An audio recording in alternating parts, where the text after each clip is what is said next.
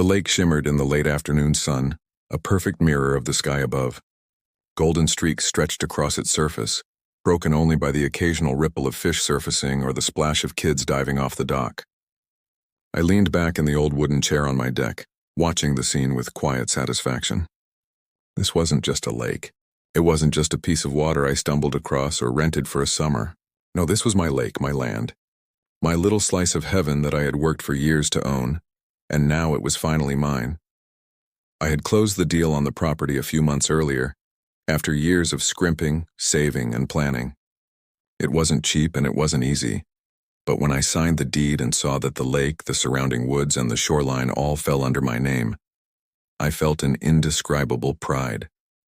A lifetime of sweat and sacrifice had finally given me something tangible, something beautiful.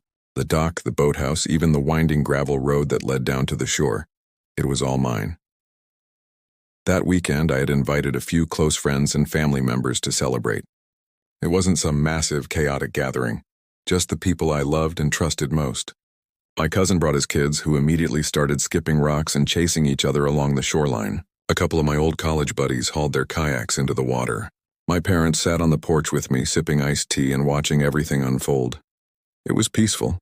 It was exactly the kind of life I had envisioned when I fought to secure this place. And then she showed up. At first, I barely noticed her. A woman in her late 50s, maybe early 60s, with that stiff, upright posture that screams authority, even when no one asked for it. She wore a pastel blouse tucked into beige slacks, her hair cut short in that sharp helmet-like style that had clearly been fussed over.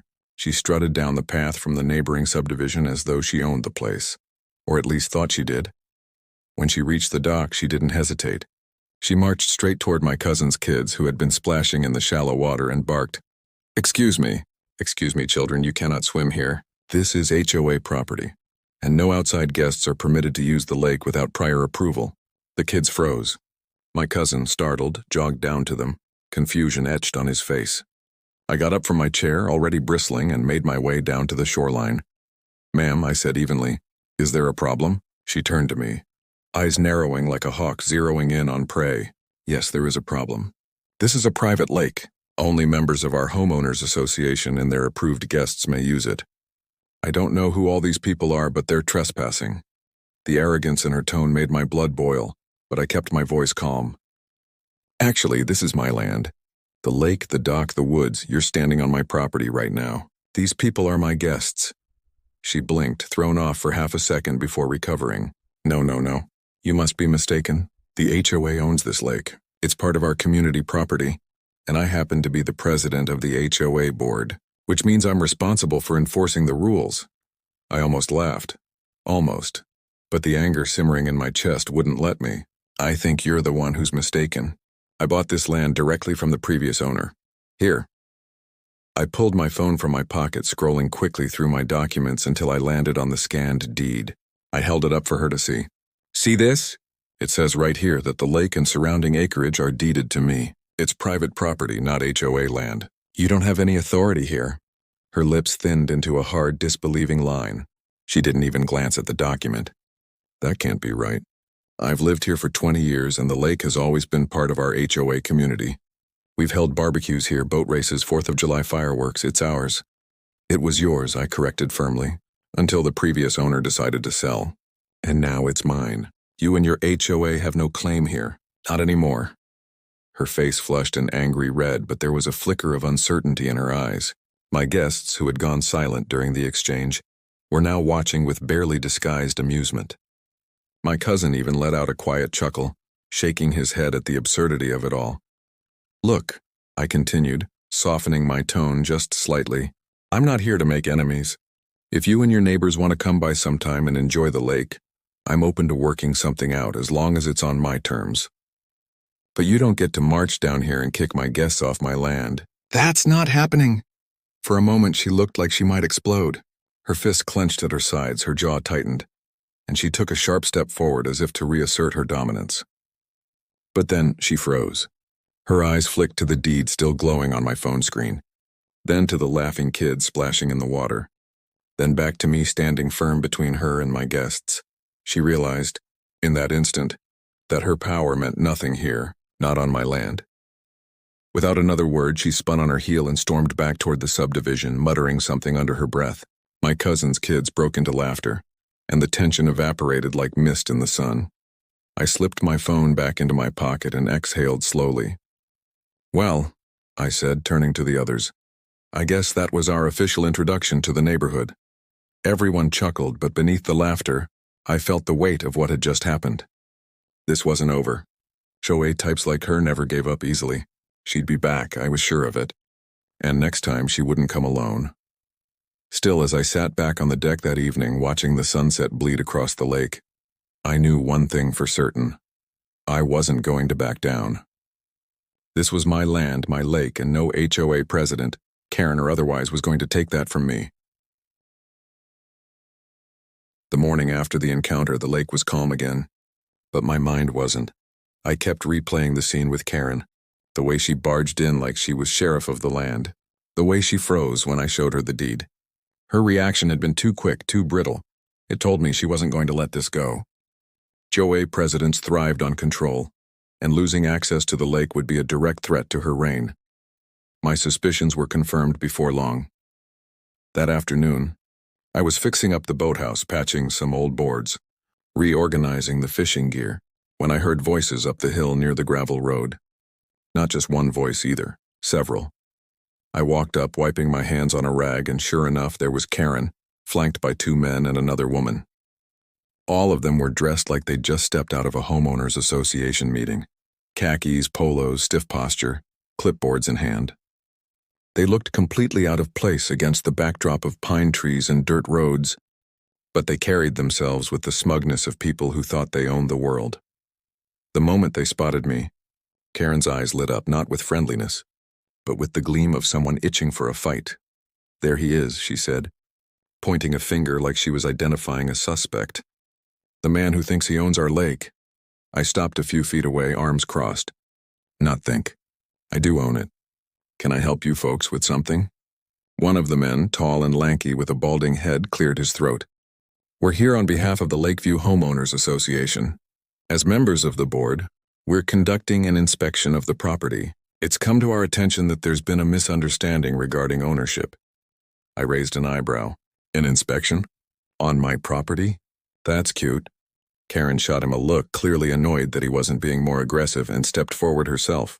"You're hosting unauthorized gatherings on what has always been communal land. That lake has been part of this neighborhood for decades, and you can't just swoop in and claim it for yourself. Our bylaws specifically state that the lake is to be maintained for the use of HOA members and their families." "Your bylaws don't apply here," I shot back. "This land was sold to me by the previous owner, fair and square. The county clerk's office has it on record. The deed is in my name. You can wave around your clipboards all you want, but the legal documents say otherwise." The shorter woman with the clipboard, who had been scribbling notes furiously, glanced up. "Even if that's true, you can't restrict access to the lake. It sets a dangerous precedent for the community. We'll need to review the covenants and possibly pursue legal action." Legal action. The words sent a spark of irritation through me, but I forced a calm smile. "Go ahead. Review whatever you like. But unless your covenants override property deeds filed with the county, and they don't, you don't have a leg to stand on. The lake is mine. End of story." They muttered among themselves, clearly frustrated. Karen, however, wasn't about to back down. She planted her hands on her hips, staring at me with those hawk-like eyes. "Do you have any idea how selfish this looks? You think you can come in here, wall off something that's been shared for generations, and just claim it as your own? This community depends on the lake for recreation, for gatherings, for property values." That last word made me smirk. There it was, the truth. Property values. It wasn't about kids swimming or fireworks shows. It was about dollars and cents, about how Karen and her HOA minions feared losing leverage if the lake was no longer theirs to flaunt. "You're upset because you lost control," I said bluntly. "That's not my problem. If your property values depend on my land, maybe you should have bought it when you had the chance. But you didn't, I did, and now it's mine." The lanky man's face flushed. The shorter woman looked scandalized. Karen's jaw worked furiously, but no words came out for a moment. She wasn't used to being challenged like this. Finally she spat, "You'll regret this. You can't isolate yourself from the community forever. We'll find a way." With that, she spun around, motioning for her board members to follow. They stormed off up the gravel path, their clipboards clutched like weapons of war. I stood there for a while after they left, heart pounding, not from fear but from anticipation. She was right about one thing: this wasn't over. They'd come back, and next time they'd come harder. That evening, as I sat with my cousin and a couple of my buddies around the fire pit near the dock, I told them about the confrontation. They shook their heads, laughing at the absurdity. HOAs, man, my buddy Mark said, poking the fire with a stick. They're like little dictatorships. Give someone a title and a clipboard, and they think they're kings and queens. Or Karens, my cousin added with a smirk, making the others laugh. Yeah, but don't underestimate her, I said, my tone more serious. She's not just some nosy neighbor. She's president of the HOA, which means she's got influence, money, and probably a team of lawyers at her disposal. She's going to make this as difficult as she can. Mark shrugged. So what? You've got the deed. That's all that matters. She can huff and puff all she wants, but she can't blow your house down. His confidence was reassuring, but deep down, I knew it wasn't that simple. HOA presidents didn't fight fair. They thrived on bureaucracy, on twisting rules, on wearing people down until they gave up. I wasn't about to give up, but I'd be lying if I said the thought of a long, drawn-out battle didn't weigh on me. 2 days later, the first shot was fired. I came home from a grocery run to find a bright orange notice pinned to the wooden gate at the end of my driveway. At first, I thought it was some kind of delivery tag, but when I got closer, my blood pressure spiked. It was a violation notice from the Lakeview HOA. According to the letter, I was in violation of community bylaws for hosting unauthorized events at the lake, failing to submit dock modifications for approval, and neglecting shared landscaping duties. The notice threatened fines of up to $500 per day if the violations weren't corrected immediately. I couldn't help but laugh, a bitter, incredulous laugh. None of it applied to me. I wasn't part of their HOA. I wasn't subject to their bylaws. They had no legal standing to fine me or dictate what I did with my property, but the sheer audacity of it left me shaking my head. I crumpled the notice in my hand and tossed it into the fire pit. Then I went inside, pulled up my laptop, and drafted an email to the HOA board, attaching a copy of my deed and a polite but firm message. I am not a member of the Lakeview Homeowners Association. My property, including the lake and shoreline, is privately owned and not subject to HOA bylaws or enforcement. Any further attempts to issue fines or dictate use of my land will be considered harassment and trespassing. Govern yourselves accordingly. I hit send with a grim sense of satisfaction, but I knew Karen wouldn't back down so easily. And sure enough, that weekend, the real escalation began. It was Saturday afternoon. The lake busy with friends again. Canoes gliding across the surface, kids laughing on the dock, music playing softly from a speaker. When I noticed movement at the tree line, a cluster of neighbors from the subdivision was standing there glaring at us. Some had their arms crossed. Others whispered among themselves, and there at the front was Karen, her expression sharp as a blade. She hadn't come alone this time. She'd brought the cavalry. The crowd at the tree line grew larger as the minutes passed. At first it was just Karen and a handful of HOA loyalists, but before long I counted nearly 20 people, neighbors, families, some older couples, and even a few teenagers standing awkwardly behind their parents. They clustered together like a flock of birds, whispering and shooting angry glances in our direction. The kids on the dock quieted down, sensing the tension. My cousin's little boy tugged at my sleeve. "Why are those people staring at us?" he whispered. I gave him a reassuring pat. "Don't worry about them, buddy. They're just confused." But inside I was simmering. This wasn't a random gathering, it was staged. Karen had rallied the neighborhood, trying to turn my private land into a public battleground. Sure enough, she stepped forward, raising her voice so everyone could hear. "This is unacceptable," she shouted, pointing directly at me. "You think you can cut this community off from the lake?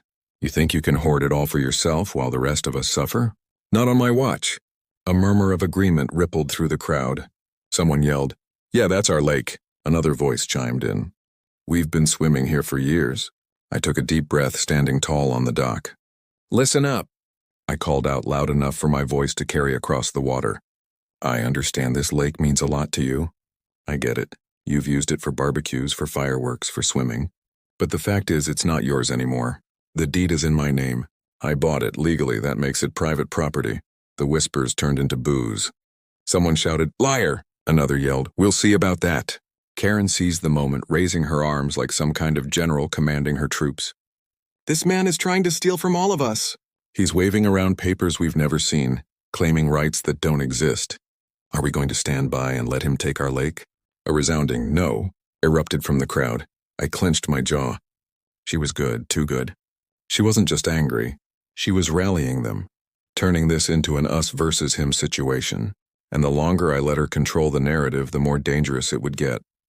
I stepped off the dock and walked up the hill toward the group. My friends murmured behind me, ready to follow if things got ugly, but I raised a hand to keep them back. I needed to handle this myself.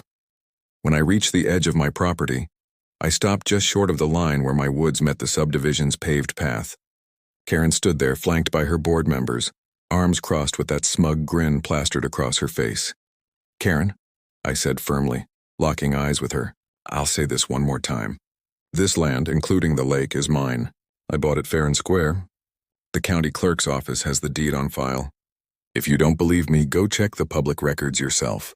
But don't you dare step foot on my property again without my permission. You're trespassing." The crowd murmured again, uncertainty flickering in a few faces. Some of them weren't as convinced as Karen wanted them to be. But Karen wasn't about to let go. She leaned forward, lowering her voice just enough to sound menacing. "Do you really think you can fight an entire community? We've been here for decades. We have lawyers, connections, influence. You're just one man, one stubborn man trying to wall himself off from his neighbors. Do you really think you'll win?" I held her gaze unflinching. "I don't need to win against a community. I just need to win against you. And since the law is on my side, that's exactly what I'll do." Her smug grin faltered, replaced with a flash of frustration. But before she could respond, one of the older men in the crowd spoke up. "Karen, if what he says is true, maybe we should—" "Quiet," she snapped, cutting him off. Then she spun back to me, her face red with anger. "This isn't over. You'll regret crossing me." With that, she turned on her heel and stalked back into the subdivision, her army reluctantly following. The crowd broke apart, some shooting me dirty looks, others glancing back with uncertainty. I exhaled slowly, the tension easing from my shoulders. For now, the battle was over. But the war, that was just beginning. That night, I couldn't sleep. Every creak of the dock, every splash of water outside made me wonder if Karen was plotting something. I wouldn't put it past her to try sabotage or to send someone sneaking onto my property in the dead of night, so I prepared. The next morning, I went into town and met with a local attorney. I explained the situation, showed him the deed, and laid out everything that had happened so far.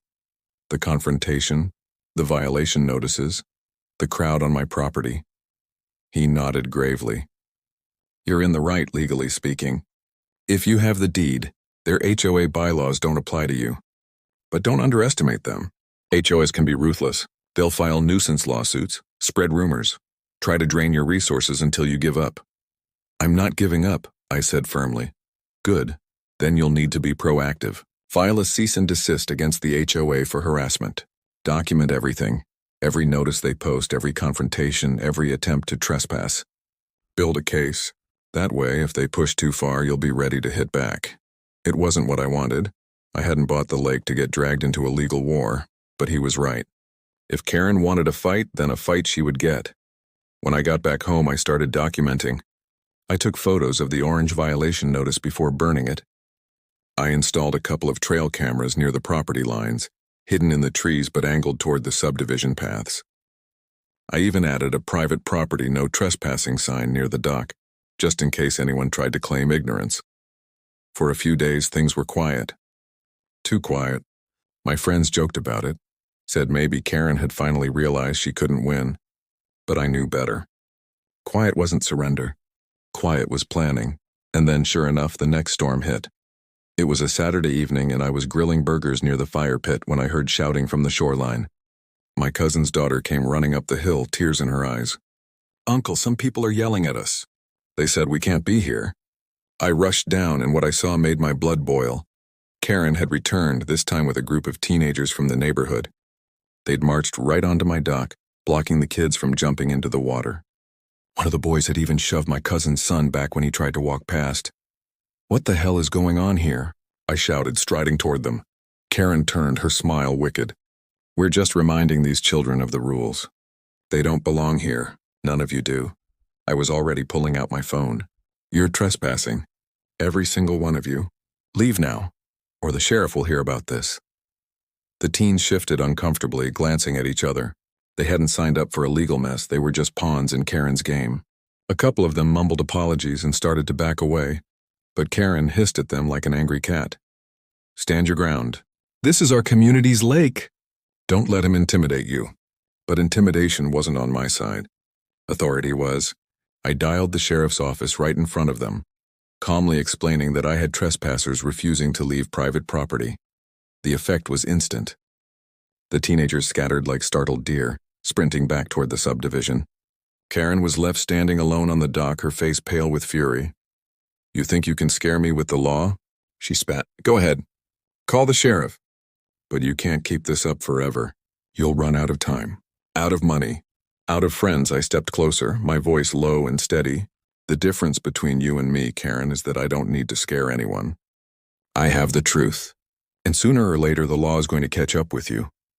For the first time I saw something flicker in her eyes, not just anger, but doubt. She glared at me one last time, then stormed off into the woods. As the sun set over the lake, I stood there on the dock, watching the ripples fade. My friends and family gathered around, their support giving me strength. Karen had declared war. But what she didn't realize was that I was just getting started. The sheriff showed up the next morning. I was sitting on the porch with a mug of coffee, watching the mist rise off the lake, when a white cruiser rolled down the gravel drive. The sight of it made my stomach tighten. I hadn't expected them to come out so quickly, but I was glad they did. The deputy who stepped out was a tall, broad man with a trimmed beard and a calm, professional demeanor. His badge caught the early sunlight as he walked up to me. "Morning," he said.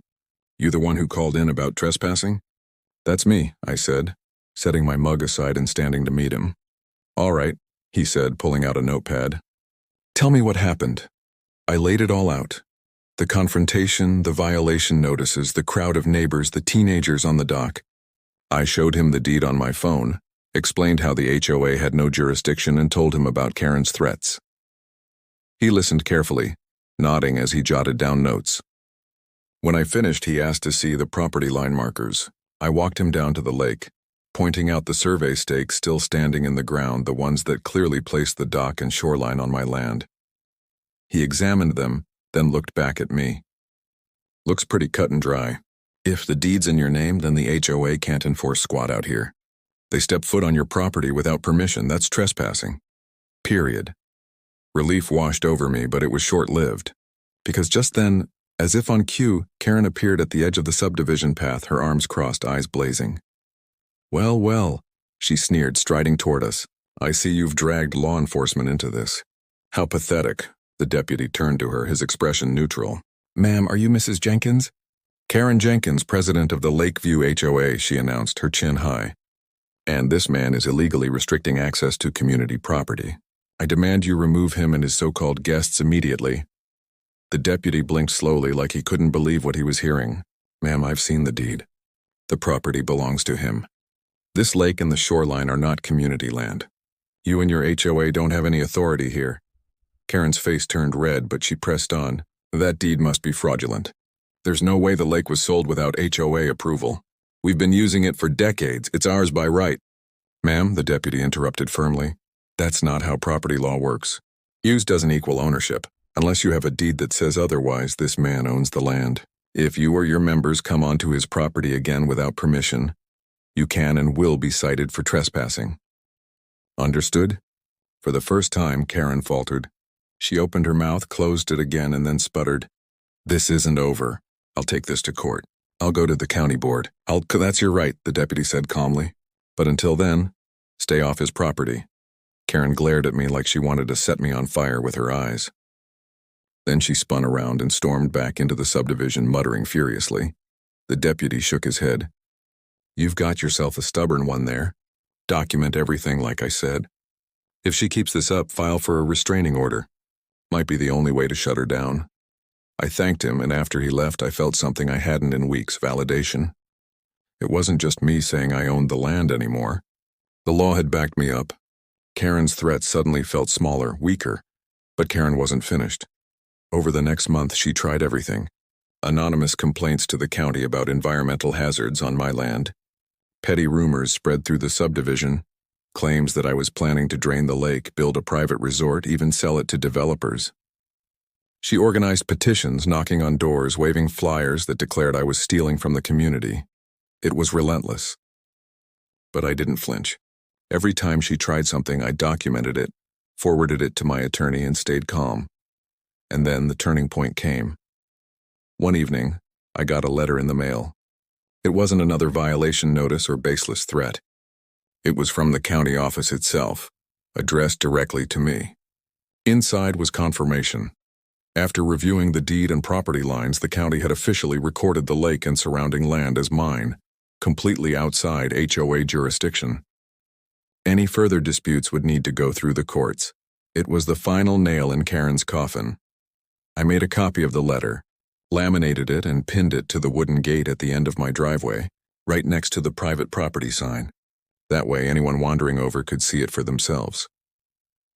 The next weekend, when Karen showed up again, this time with only a couple of loyalists in tow, she stopped dead in her tracks when she saw the letter. She ripped it off the gate, scanned it, and her face twisted with rage. "This means nothing," she shouted, waving the paper in the air. "You can't just—" "It means everything," I interrupted, my voice steady. "The county recognizes my ownership. The sheriff recognizes it. The law recognizes it. The only person who doesn't is you. And frankly, Karen, your fight is over."